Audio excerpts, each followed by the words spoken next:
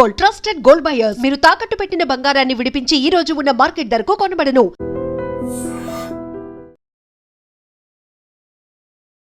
నమస్తే, welcome to I dream. నేను వలి. హైదరాబాద్లో నిన్న సాయంత్రం నుంచి ఈరోజు మొత్తం పెట్రోల్ బంక్ ఎక్కడ చూసినా కానీ ఒక గందరగోళ పరిస్థితి కనిపిస్తోంది. ఇక్కడ చూడండి, పెట్రోల్ బంకులో ఒక చోట రెండు చోట్ల కాదు, హైదరాబాద్లో చాలా చోట్ల ఇదే సిచ్యువేషన్ ఉంది. పెట్రోల్ బంకులకి క్యూల మీద క్యూలు కొడుతున్నారు. చాలా చోట్ల నో స్టాక్ బోర్డులు పెట్టి ఇక్కడ పెట్రోల్ లేదు, ఇక్కడ డీజిల్ లేదు, మీరు వేరే బంకుకి వెళ్ళండి అని చెప్పి బోర్డులు కూడా కొన్ని చోట్ల పెడతా ఉన్నారు. అంటే ఎందుకు రాత్రి నుంచి ఈ రకమైనటువంటి పరిస్థితి ఉంది? ఒకవైపు అధికారులు చెప్తా ఉన్నారు, తెలంగాణ పౌర సరఫరాల శాఖ ప్రభుత్వం నుంచి కొన్ని ప్రకటనలు వస్తూ ఉన్నాయి. అసలు పెట్రోల్ కొరత లేదు, డీజిల్ కొరత లేదు, గ్యాస్ కొరత లేదు, మీరు ఎందుకు ఆందోళన చెందుతున్నారు, మీరు ఎందుకు ప్యానిక్ అయిపోతూ ఉన్నారు, మీరు ఫోన్లలో వచ్చేవి సోషల్ మీడియాలో వచ్చేవి ప్రతిదీ నమ్మేసి ప్యానిక్ అయిపోయి ఆందోళన గురై మీరు ఇట్లా పెట్రోల్ బంకులకి వచ్చి ఇబ్బంది పడద్దు, అంతా సవ్యంగానే ఉందని చెప్పి ప్రకటనలు వస్తూ ఉన్నాయి. సో నేను ఈరోజు ఉదయం పెట్రోల్ బంకులకు వెళ్ళాను. హైదరాబాద్లో పంజాగుట్ట కావచ్చు, అమీర్పేట కావచ్చు, తర్వాత అక్కడ ఎర్రమంజిల్, ఇలా పెట్రోల్ బంకులకి వెళ్ళినటువంటి పరిస్థితుల్లో అక్కడ కూడా విపరీతంగా వస్తూ ఉన్నారు.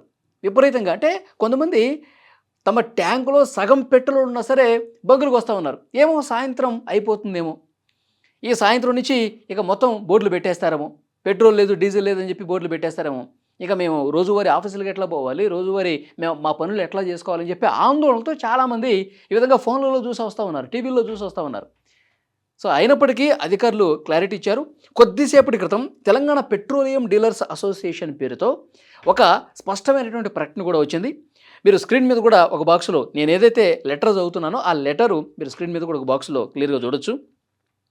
We would like to assure all citizens that there is no shortage of fuel.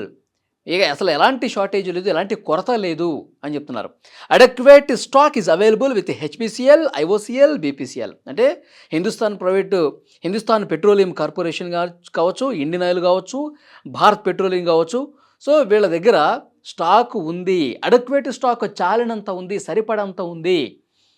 రెగ్యులర్గా ఎంత మొత్తంలో అయితే నిల్వలు ఉంటాయో అవి అన్నీ సక్రమంగా సవ్యంగానే ఉన్నాయి, మీరు ఆందోళనలు చెందొద్దు అని చెప్తున్నారు. Supply chains are functioning normally.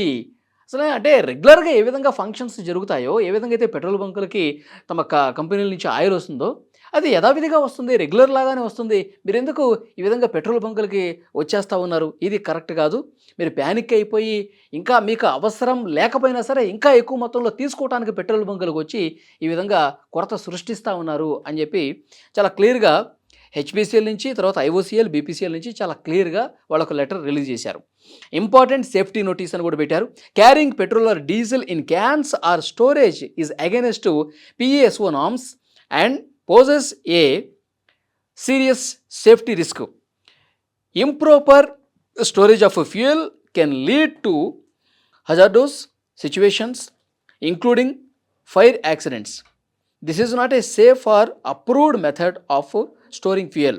చాలామంది తమకు ఈ విధంగా తీసుకురావాలని చెప్పి ఎక్కడైతే ఇబ్బంది వస్తుందని చెప్పి చాలామంది ఏం చేస్తున్నారు, క్యాన్లో తీసుకెళ్తా ఉన్నారు. చాలామంది పెద్ద పెద్ద డబ్బాల్లో నింపుకొని తీసుకుపోతున్నారు. సిటీలో చాలా ప్రాంతాల్లో అయితే ఆ విధంగా లేదు. కానీ కొంతమంది ఏం చేస్తూ ఉన్నారు, ఏమో ఎటొచ్చి ఏమవుతుందన్న ఉద్దేశంతో వాళ్ళు భయపడిపోయి కొన్ని చోట్ల క్యాన్లు తీసుకొస్తూ ఉన్నారు, కొన్ని చోట్ల వేరే రకంగా స్టోరేజ్ చేసుకోవడానికి తీసుకొస్తూ ఉన్నారు. చిన్న చిన్న బాటిల్స్ తీసుకొచ్చి నింపుకొని ఇంకా ఎక్స్ట్రా బండిలో ఫుల్ ట్యాంక్ చేపిస్తున్నారు, ఎక్స్ట్రా కూడా తీసుకెళ్తున్నారు. సో దీనివల్ల ఇబ్బంది అవుతుందని కూడా ఈ లెటర్లో చాలా క్లియర్గా చెప్పారు.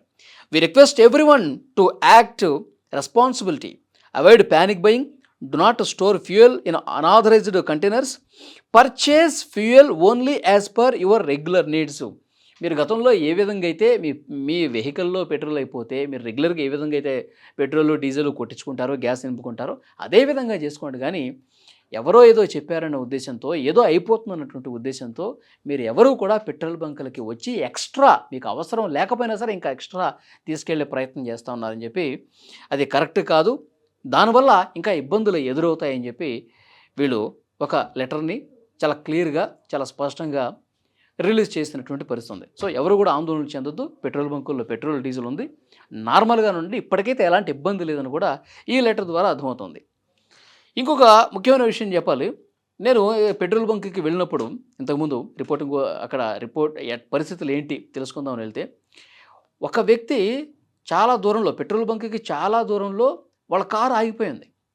ఆగిపోయిన తర్వాత ముందుకు రావాలి కదా, మళ్ళీ వాళ్ళకి డీజిల్ కావాలి. ఇక్కడికి వచ్చారు, పెట్రోల్ బంక్ వచ్చారు, ఒక క్యాన్ కొనుక్కున్నారు. క్యాన్ కొనుక్కొని వాళ్ళు పెట్రోల్ పోసే దగ్గర ఆ పెట్రోల్ బంక్ యజమానిని అడిగారు, రిక్వెస్ట్ చేశారు, కారు చాలా దూరంలో ఆగిపోయింది సార్, ఇప్పుడు మాకు మీరు డీజిల్ ఇస్తేనే మా కారు ముందుకు కదులుతుంది, ఈ క్యాన్ ఇప్పుడే కొనుక్కొచ్చాము, ఈ డబ్బా ఇందులో నింపండి అంటే నింపము, మాకు ఆల్రెడీ ఇన్స్ట్రక్షన్స్ వచ్చాయి, ఎవరికి కూడా క్యాన్స్లో కానీ బాటిల్స్లో కానీ ఇవ్వద్దని చెప్పి ఇన్స్ట్రక్షన్స్ వచ్చాయి, సారీ మేమేం చేయలేమని చెప్పేసి అన్నారు. పాపం ఇలాంటి వాళ్ళని కొంత పరిగణలోకి తీసుకోవాల్సినటువంటి అవసరం ఉంది. ఎందుకంటే పాపం వాళ్ళు వెహికల్ ఆగిపోయింది, అసలు ఆ వెహికల్ని పెట్రోల్ బంక్ వరకు తీసుకురావాలంటే డెఫినెట్గా డీజిల్ కావాల్సిందే. ఇక్కడేమో బాటిల్స్లో ఇవ్వట్లేదు. సో వాళ్ళు 4-5 గంటలుగా అక్కడ ఉన్న ట్రాఫిక్ పోలీసులను అడుగుతూ ఉన్నారు, అక్కడ ఉన్నటువంటి పెట్రోల్ బంక్ సిబ్బందిని రిక్వెస్ట్ చేస్తూ ఉన్నారు. సో ఇలాంటి వాళ్ళు నిజంగా కష్టంగా ఉన్నటువంటి వాళ్ళని పరిగణలోకి తీసుకుని వాళ్ళకి వాళ్ళ వెహికల్ ముందుకు కదిలే విధంగా ప్రయత్నం చేయాల్సినటువంటి అవసరం ఉంది. చాలామంది కృత్రిమ కొరత సృష్టించడానికి తీసుకెళ్లే వాళ్ళని డెఫినెట్గా అవాయిడ్ చేయాల్సిందే. కానీ ఇలాంటి వాళ్ళ విషయంలో మాత్రం కొంత సానుకూలంగా నిర్ణయం తీసుకొని వాళ్ళకి హెల్ప్ చేయాల్సినటువంటి అవసరం కూడా చాలా స్పష్టంగా అనిపిస్తుంది. సో డెఫినెట్గా ఈ లెటర్ని బట్టి అర్థమవుతుంది, కొంతమంది కృత్రిమ కొరత సృష్టిస్తూ ఉన్నారు, కొంతమంది వదంతులు సృష్టిస్తూ ఉన్నారు. ఎందుకంటే పార్లమెంట్లో ప్రధానమంత్రి మోదీ గారు ఒక ప్రకటన చేశారు, కరోనా లాంటి సిచ్యువేషన్స్ ఒకవేళ వస్తే దానికి తగ్గట్టుగా కూడా మనం సమాయత్తంగా ఉండాలని చెప్పి ఒక ప్రకటన చేస్తే దాన్ని వీళ్ళు బూచిగా చూపించి ప్రధానమంత్రి మోదీ గారే చెప్పారు కరోనా సిచ్యువేషన్స్ మళ్ళీ వస్తున్నాయంట, ఎక్కడికక్కడ హోటల్స్ బంద్ అయిపోతాయి, ఎక్కడికక్కడ రెస్టారెంట్లు బంద్ అయిపోతాయి, హాస్టల్స్ బంద్ అయిపోతాయి, రోడ్ల మీద తిరగడానికి లేదు, పెట్రోల్ ఉండదు, డీజిల్ ఉండదు, ఆ సిచ్యువేషన్ వచ్చేస్తుంది, ఈ సాయంత్రమే మొత్తం బంద్ అయిపోతున్నాయి అని చెప్పి కొంతమంది కావాలని క్రియేట్ చేస్తూ ఉన్నారు. సో ఇంకొన్ని చోట్ల ఏం జరుగుతోంది, పెట్రోల్ బంకుల్లో కావాలనే డిమాండ్ పెంచడం కోసం ఆపేస్తూ ఉన్నారని ఒక చర్చ కూడా వినిపిస్తుంది. అలాంటి వాళ్ళు నిజంగా ఉంటే కనుక కృత్రిమంగా కొరత సృష్టించాలన్న దురుద్దేశంతో ఎవరైనా బిహేవ్ చేస్తే కనుక వాళ్ళ మీద కూడా చర్యలు తీసుకోవాల్సినటువంటి అవసరం కనిపిస్తుంది. సో డెఫినెట్గా హైదరాబాద్లో సిచ్యువేషన్ నార్మల్గా ఉన్నప్పటికీ కూడా ఈ విధంగా వదంతులను నమ్మి పెట్రోల్ బంకులకు వచ్చి ఇబ్బంది పడుతున్నటువంటి వాళ్ళు చాలామంది ఉన్నారు. సో వాళ్ళందరికీ మళ్ళొక్కసారి ఐడ్రీమ్ తరఫున మేము కూడా రిక్వెస్ట్ చేస్తూ ఉన్నాం, ఎవరు కూడా ప్యానిక్ కావద్దు. ప్రభుత్వం దగ్గర ముఖ్యంగా ఆయిల్ కంపెనీల దగ్గర నిల్వలు ఉన్నాయి, పెట్రోల్ బంకులకి యథావిధిగా పెట్రోల్ డీజిల్ గ్యాస్ వస్తోంది, ఇబ్బంది ఏమీ లేదు. మీరందరూ ఆందోళన చెంది అందరూ ఒక్కసారిగా తమ దగ్గర సరిపడంత ఉన్న 2 రోజులకు వచ్చేటువంటి ఆయిల్ ఉన్నా సరే ఇంకా ఎక్కువ కావాలన్న ఉద్దేశంతో వస్తూ ఉన్నారు. దానివల్ల ఇంకా ఎక్కువ ప్రభావం కనిపిస్తుంది. కాబట్టి అలాంటి ఆందోళన చెందాల్సిన అవసరం లేదు.